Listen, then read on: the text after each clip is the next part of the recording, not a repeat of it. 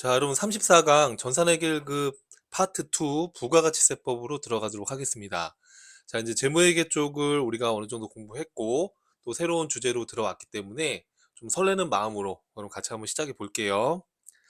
자, 부가가치세법에서 학습하는 내용은요. 여기 지금 교재 181쪽에 나와 있는 요 부분을 보시면 되겠네요. 자, 첫 번째는 부가가치세 개념에 대해서 학습을 할 거예요.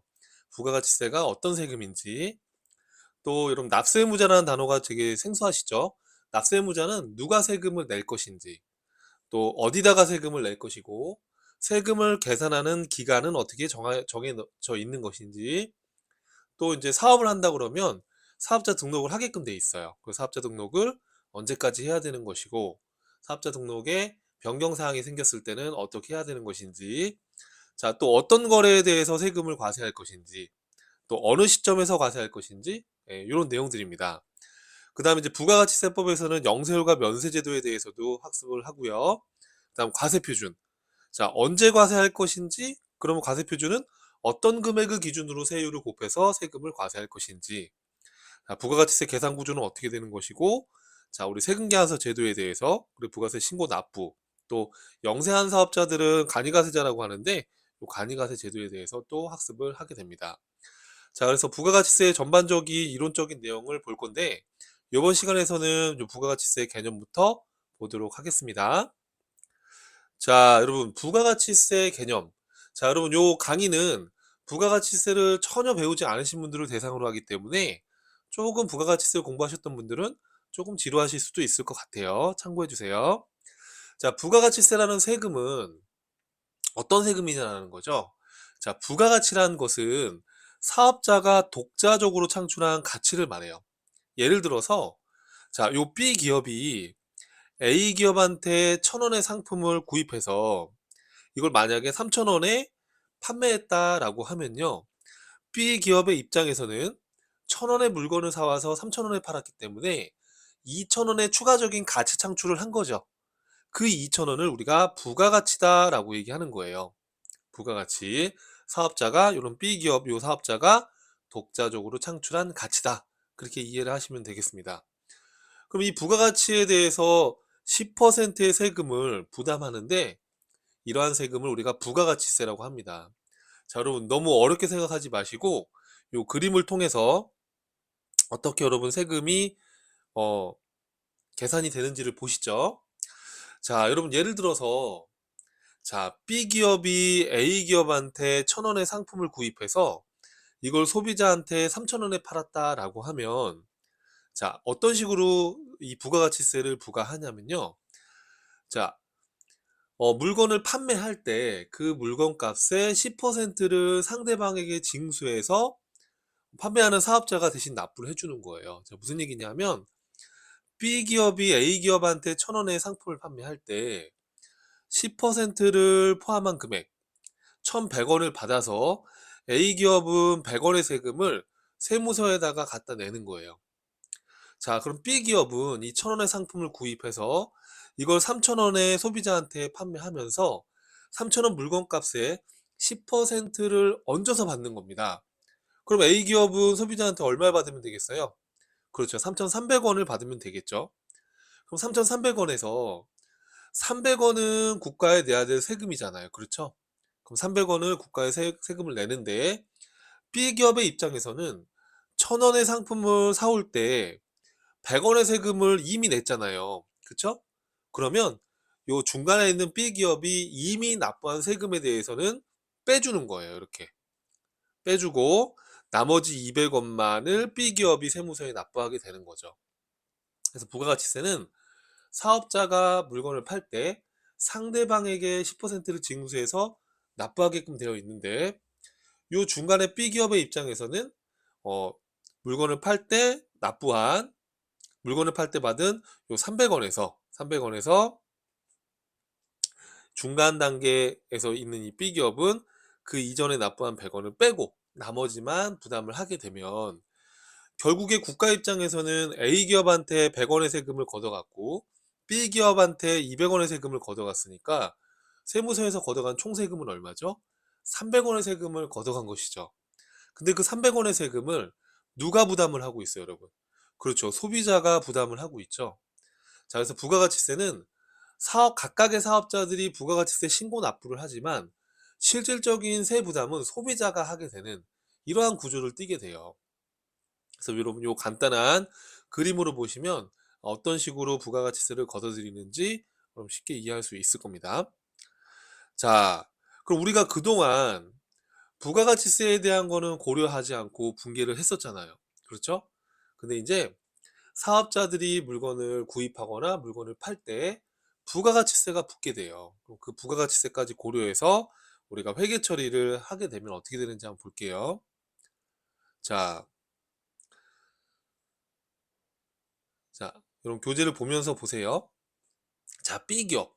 우리 중간에 있는 B기업이 A기업한테 상품을 1,000원에 구입을 해오면 차변의 상품이라는 자산 1,000원이 증가하겠죠. 자, 근데 B기업은 A기업한테 돈을 얼마 주고 있어요? 그림에서 1,100원을 주고 있죠. 그럼 100원의 세금을 더 준 거잖아요. B기업의 입장에서는. 그 100원의 세금을 더 준 거, 이거는 B기업이 나중에 300원의 세금을 낼 때 이미 납부한 100원을 공제받고 나머지만 낼 수 있게 되는 거잖아요. 그렇죠?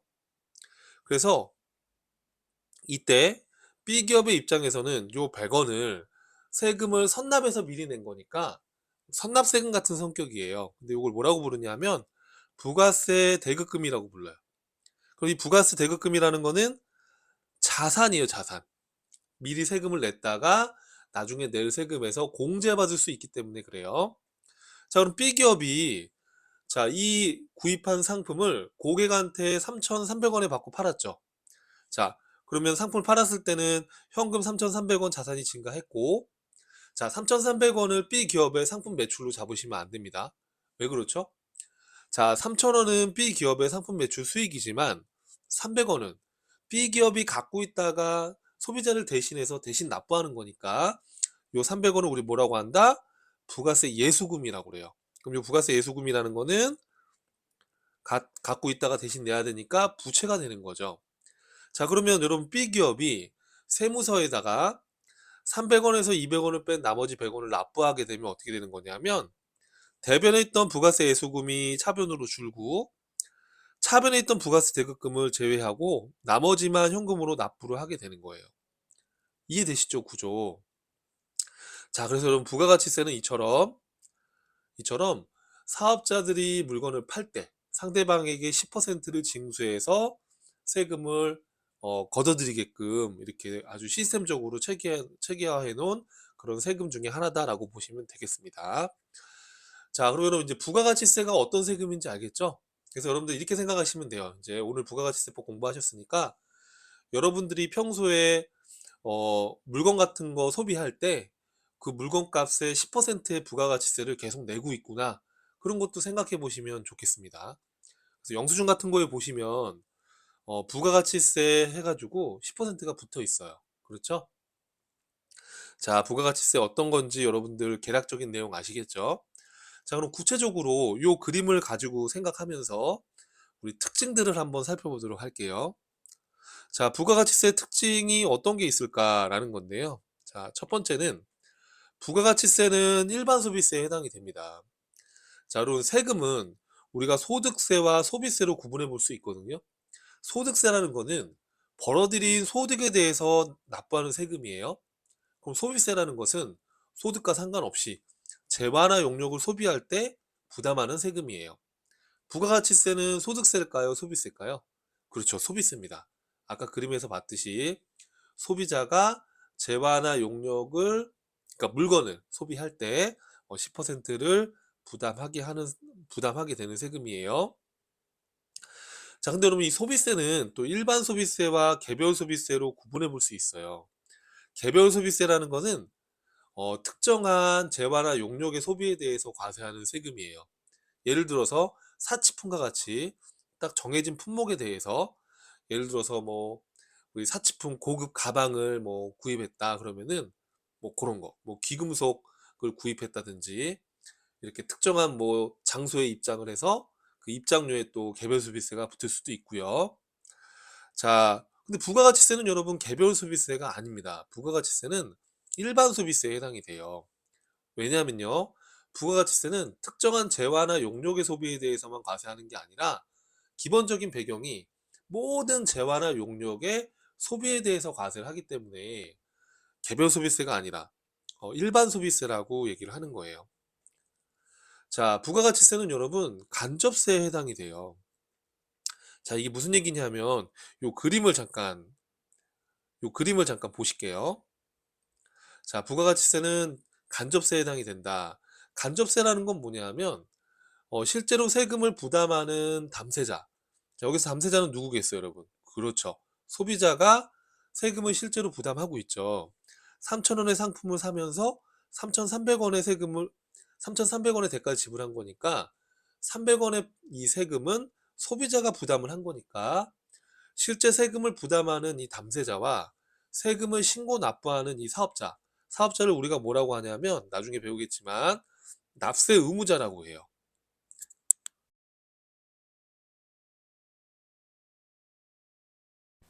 자, 이렇게 납세 의무자. 자, 각각의 납세 의무. A 기업도 납세 의무자가 되겠죠. 그럼 여러분 이 그림에서 보면 쉽게 이해되듯이 실제로 세금을 부담한 이 담세자와 세금을 각각 신고하는 이 A 기업과 B 기업 사업자인 납세 의무자가 일치해요? 일치하지 않아요? 일치하지 않죠. 이런 세금을 간접세라고 하는 거예요. 이해될까요? 그래서 부가가치세는 이 그림에서 여러분 쉽게 이해되듯이 간접세에 해당이 된다는 겁니다. 근데 여러분 이렇게 부가가치세처럼 간접세만 있는 걸까요? 세금의 종류에? 아니겠죠. 직접세도 있을 수 있어요.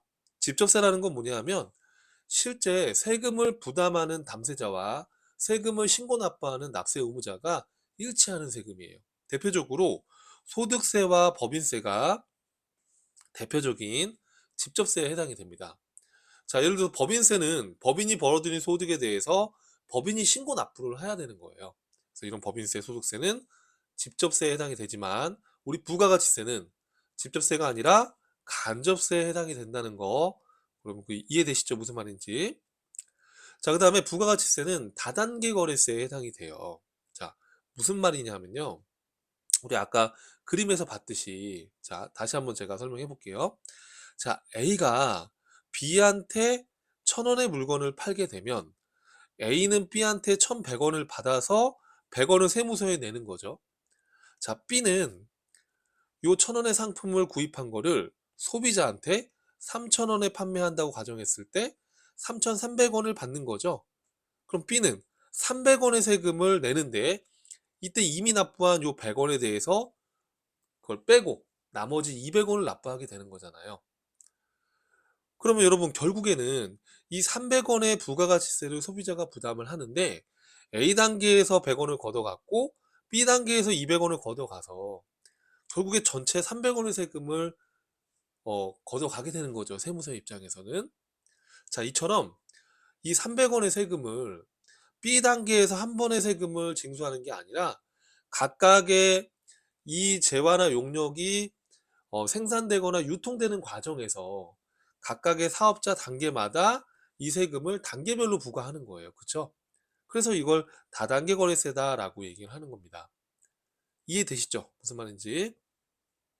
자, 그 다음에 전단계 세액공제법을 채택하고 있다고 돼 있죠. 자, 전단계 세액공제법이라는 게 뭐냐? 자, 여러분 다시 한번 그림으로 좀 갈게요. 자, 전단계 세액공제법이라는 건 뭐냐면 B의 기업의 입장에서 B 기업의 입장에서 자, 3,000원의 상품을 판매하면서 3,300원을 받았잖아요. 그렇죠? 자, 이때 3,000원이 B 기업의 입장에서는 이게 매출액이죠.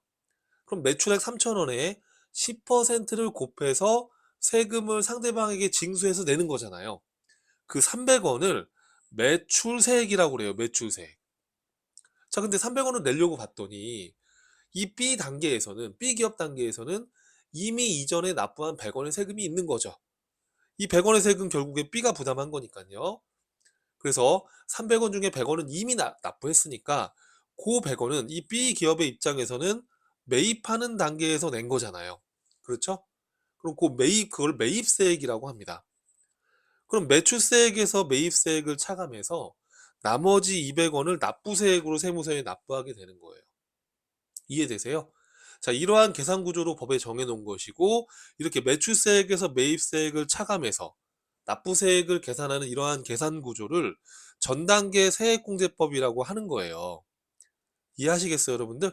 예, 그래서 자, 매출액의 10% 곱한 요 300원의 세금을 매출세액, 매입액의 10% 곱한 요 매입세액 100원이었죠? 요거를 매입세액. 그래서 300원에서 100원을 뺀 나머지 200원이 납부세액이 되는 거죠. 근데 만약에 내가 실제로 부담한 매입세액이 더 많다. 만약에 300원의 세금을 내야 되는데 500원의 세금을 이미 낸 게 있다 그러면, 만약에 그러면 마이너스 200원만큼 세금을 환급받게 됩니다. 그래서 환급세액이 발생할 수도 있어요. 참고로. 자, 여러분, 이렇게 전단계 세액공제법은 매출 이전 단계에서 부담한 매입세액을 공제해 주겠다라는 의미예요. 근데 여러분 주의하실 게, 전단계 거래액공제법이라는 방법도 있거든요. 이거는 매출액 3,000원에서 매입액 1,000원을 뺀 나머지 2,000원의 10%를 곱해서 200원의 세금을 부담하게 하는 계산 구조예요. 근데 결국에 200원의 세금이 나오는 건 똑같긴 하지만 이 구조가 좀 다르기 때문에 세법은 전단계 거래액공제법으로 계산하지 않고요. 전단계 세액공제법으로 규정되어 있다는 거 기억해 주시고요. 이 두 방법 간의 차이가 있다면 뭐냐면, 전단계 세액공제법은 이 매입세액에 대해서 그냥 공제를 해주는 것이 아니라 법정 증빙 서류가 입증이 돼야지만 공제를 해주는 거예요. 법정 증빙 서류. 그래서 우리 세금계약서라든지 신용카드 전표라든지 이렇게 확인이 가능한, 법에 규정되어 있는 법정 증빙 서류에 의해서 확인이 가능해야지만 공제받을 수 있다는 특징이 있어요. 그래서 증빙 입증을 하면 공제해 줄게라는 의미로 생각하시면 되겠습니다. 자, 여러분, 전단계 거래액공제법이에요, 전단계 세액공제법이에요? 전단계 세액공제법이라는 거 잊어버리시면 안 됩니다. 자, 그 다음에 또 어떤 특징이 있을까요, 여러분? 자, 물세와 세부담의 역진성이라고 제가 메모를 해놨죠. 부가가치세는 소비자의 인적사항을 고려하지 않습니다. 자, 무슨 얘기냐면, 자, 내가 만약에 가게에 들어가서 물건을 소비하는데 딸린 부양가족도 많고 소득도 좀 적어요. 그렇다고 부가가치세를 깎아주지 않습니다. 하지만 여러분, 예를 들어서 소득세 같은 경우에는요, 연말정산할 때 소득에 대해서 세금을 내긴 하지만 부양가족이 많다든지 그러면 그걸 비용으로 빼줍니다. 그러면 소득이 적고 부양가족이 많고 그러면 세금을 많이 안 내겠네요. 그죠? 자, 이처럼 소득세와 다르게 부가가치세는 이런 부분을 고려하지 않는다는 거예요. 부양가족이 많든 소득이 적던 많던 그런 거 따지지 않고 균일하게 10%를 징수하는 거죠. 그렇죠? 이런 걸 우리가 뭐라고 하냐면 물세라고 하는 거예요. 부가가치세는 물세의 특징을 갖고 있다라는 거예요. 인적사항을 고려하지 않는다는 것이죠. 자, 그러다 보니까 문제점이 뭐냐면, 자, 우리가 세금이라는 건 소득이 많으면 많을수록 세금을 많이 걷잖아요, 여러분. 그렇죠? 근데 부가가치세는 소득이 많은 사람이 부가가치세를 부담하는 비율이 더 적게 됩니다.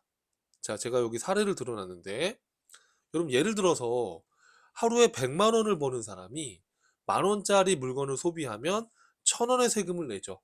만 원의 10%가 부가가치세니까. 그렇죠? 자, 그런데 하루에 10만 원을 버는 사람이 똑같은 만 원짜리 물건을 소비하면 1,000원의 세금을 냅니다. 자, 그러면 100만 원 벌어서 1,000원 내는 거랑 10만 원 벌어서 1,000원 내는 거랑 누가 더 세금 비율이 더 많이 부담이 되는 거죠? 이 B가 더 많이 부담이 되는 거죠. 즉, 소득이 많은 사람보다 이 소득이 적은 사람이 부가가치세 부담을 더 많이 지게 되는 거예요. 이런 걸 뭐라고 하냐면 세부담의 역진성이라고 하는 거예요. 이런 걸 뭐라고 한다? 세부담의 역진성이라고 하는 겁니다. 이런 역진성이 발생되다 보니까 이 부가가치세는 역진성이 발생되다 보니까 이런 문제들이 있는 거죠. 소득이 적은 사람이 세금 부담을 더 많이 하게 되는, 이런 세금 부담 비율이 더 크게 되는 이러한 문제가 있다 보니까 이런 역진성은 없앨 수 없어요. 없앨 수 없어요. 부가가치세에서는 그렇잖아요. 이 부가가치세는 어떤 인적 사항이나 이런 걸 고려하지 않는 세금이다 보니까 역진성을 없앨 수는 없어요. 그래서 역진성을 조금 더 완화시킬 수 있는 방법이 뭘까? 그 방법을 채택한 건 바로 면세제도입니다.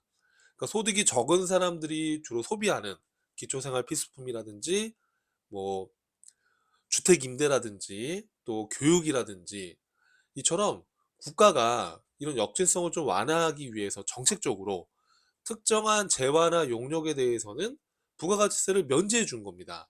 그게 바로 면세제도예요. 그렇다고 해서 뭐 역진성이 완전히 없어지진 않겠죠. 왜냐하면 기초생필품은 소득이 많은 사람도 소비하고 소득이 적은 사람도 소비하죠. 그렇죠? 하지만 그 기초생필품에 부가가치세를 부과하지 않게 되면 어찌됐든 간에 부가세를 부담하지 않으니까 이런 세부담의 역진성을 조금이나마 줄일 수 있겠죠. 그렇죠? 그래서 이런 역진성 완화 목적으로 면세 제도를 채택하고 있다라는 거예요. 그래서 이렇게 생각하시면 돼요. 우리나라에서 거래되는 모든 재화나 용역에는 그러니까 물건이나 이런 서비스, 재화를 물건이라고 하고요. 네, 물건을 재화라고 하고요. 용역을 서비스를 용역이라고 하는데 이러한 재화나 용역의 소비에 대해서 모든 재화나 용역의 소비에 대해서 부가가치세를 과세하지만 이런 특정한 재화나 용역에 대해서는 면세로 열거되어 있어요.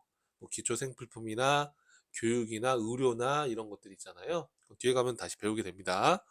자, 그럼 이렇게 면세 제도를 하고 있는 근본적인 취지는 뭐다? 그렇죠. 역진성을 완화시켜주기 위한 것이다. 네, 그렇게 이해를 해주시면 되겠습니다. 자, 그 다음 부가가치세는 여러분 국세에 해당이 돼요. 자, 국세가 뭐냐? 자, 여러분, 이 국가에 내는 이 세금, 이 조세는요, 크게 국세와 지방세로 크게 나눠볼 수 있어요. 그럼 국세라는 거는 국가의 재정 수입을 조달할 목적으로 걷는 세금이에요. 그래서, 어, 중앙정부에서 걷어서 그걸 재원으로 이제 예산도 짜고 하는 것이죠. 근데 우리가 지방세라는 세금은 지방자치단체에서 걷어서 그 지역을 위해서 쓰이는 세금이란 말이에요. 그렇죠? 그럼 부가가치세는 지방세냐? 아니라는 얘기죠. 부가가치세는 국세에 해당이 됩니다. 국세에 해당이 됩니다. 지방세가 아니에요. 자, 그 다음 8번. 소비지구 과세 원칙을 채택하고 있다라는 건데, 자, 이건 어떤 개념이냐 하면, 자, 부가가치세를 만약에 국제 간 거래를 할 때 10% 과세하게 되면 어떤 문제가 생기냐 하면, 자, 우리나라에서 만약에 미국으로 물건을 수출하면서 뭐 예를 들어서 뭐 1,000원짜리 물건을 수출했다 그러면 미국에 있는 사업자한테 부가가치세를 10% 징수하고 싶을 거예요. 그 우리나라가 돈을 더 걷어들이는 거니까 더 득이 되겠다 이렇게 생각할 수 있잖아요. 그런데 자, 어떤 문제가 생기냐 하면 우리나라에서 미국에 수출할 때 10%를 물건값에 붙여서 만약에 이거를 부가가치세를 과세를 하게 되면 자, 미국에 있는 소비자한테 이 물건을 판매할 때 미국도 소비세가 있을 거잖아요. 10%라고 그냥 가정을 할게요. 그럼 예를 들어서 자, 하나의 소비에 대해서 수출할 때 10% 과세하고 그 해당 국가에서 소비할 때 또 과세를 하게 되면 이중과세가 생길 수가 있잖아요. 그렇죠? 이러한 문제점이 생기게 되는 거죠.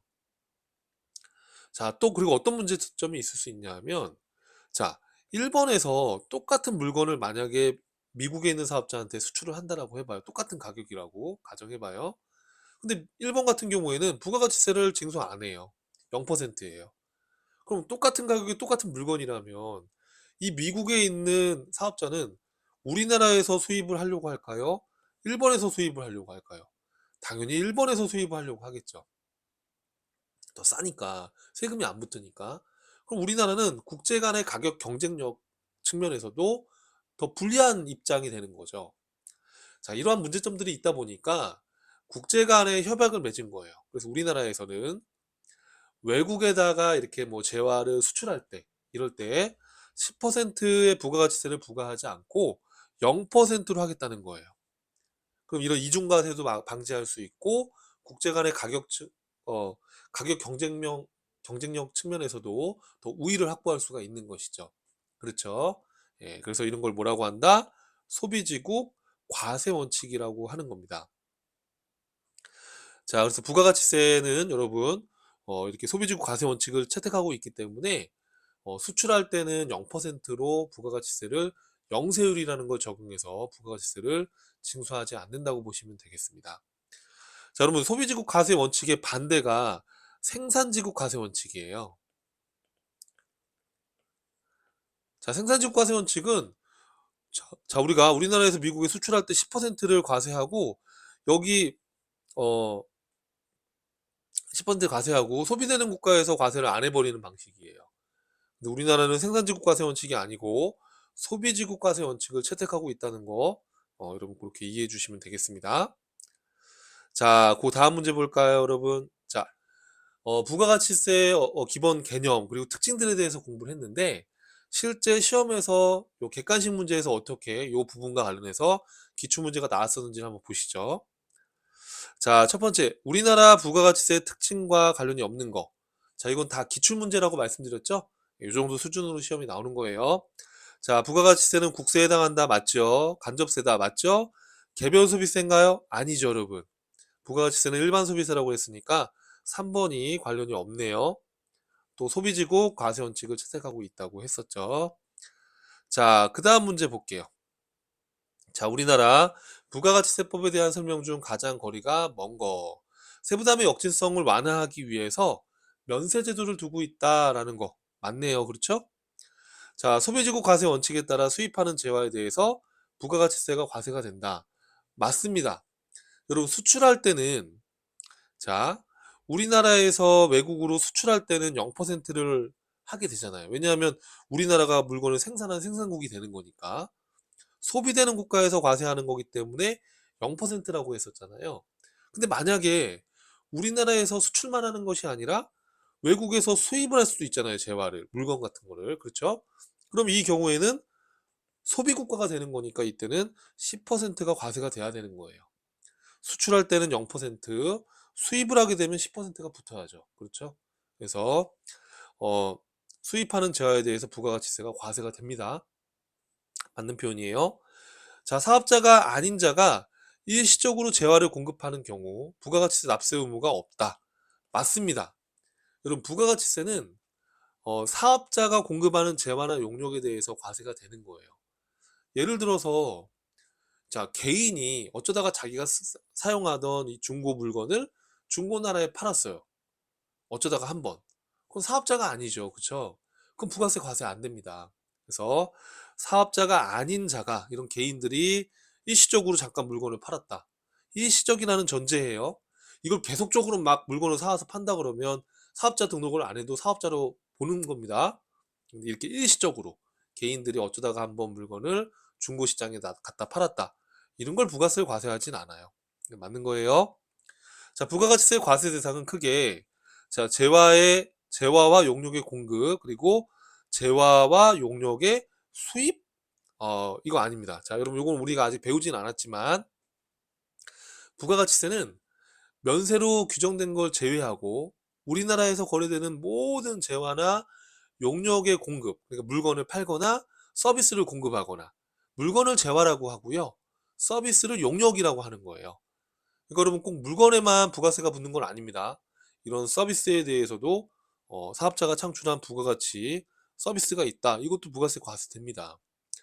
자, 재화와 용역을 공급할 때 과세가 돼요. 자, 그리고 아까 얘기했지만 재화를 수입할 때도 과세가 되죠. 그런데 여러분, 용역의 수입은 과세하지 않아요. 왜냐하면 용역이라는 건 사람이 하는 행위 같은 이런 서비스 행위잖아요. 그렇죠? 그래서 용역의 수입은 실체를 파악할 수 없기 때문에 실질적으로 과세할 수가 없어요. 그래서 용역의 수입은 과세 대상이 아니라고 보시면 돼요. 요거는 뒤에 가면 과세거래편에서 또다시 나오니까 지금 조금 이해가 안 가셔도 괜찮아요. 큰 그림을 보시면 돼요, 지금은. 자, 이렇게 해서 답은 4번이겠네요. 3번입니다. 자, 다음 중 현행 부가가치세법의 특징에 대한 설명으로 가장 잘못된 것은 이라고 되어 있네요. 자, 부가가치세는 일반 소비세에 해당한다. 개별 소비세 아니라고 그랬죠. 일반 소비세 맞습니다. 지방세예요, 국세예요? 그렇죠. 국세에 해당하는 거 맞죠? 자, 10%와 영세율의 세율을 적용하고 있다. 맞죠? 자, 10%로 과세를 하지만 이런 재화를 수출한다라고 하면 소비지국 과세 원칙에 따라서 0%가 적용이 되는 거니까 이것도 틀린 말은 아닙니다. 맞아요. 역진성의 문제를 해결하기 위해서 영세율 제도를 도입하고 있다? 아니죠, 여러분. 영세율 제도가 아니라 면세 제도를 도입하고 있다. 이렇게 얘기를 했어야 되는 거잖아요. 그렇죠? 답은 4번이었어요. 자, 그 다음 문제는 뭐가 있을까요? 자, 4번입니다. 부가가치세법에 대한 설명으로 옳지 않은 것은 이라고 되어 있어요. 자, 부가가치세는 일반 소비세이며 간접세이다. 맞죠? 현행 부가가치세는 이거 저 여러분 헷갈린다고 그랬었죠, 제가. 전 단계 거래액공제법이에요, 전 단계 세액공제법이에요. 그렇죠. 전 단계 세액공제법이다라고 했었잖아요. 이렇게 헷갈리게 나오니까 용어를 확실히 기억을 하고 있어야 됩니다. 답은 몇 번이에요, 여러분? 2번이네요. 부가가치세 역진성을 완화하기 위해서 면세제도를 두고 있다? 맞죠? 그렇죠? 맞는 거죠. 소비재고 과세 원칙을 채택하여 수출하는 재화 등에 대해서 영세율이 적용되는 거 맞죠? 자, 답은 2번이 되겠네요. 자, 5번입니다.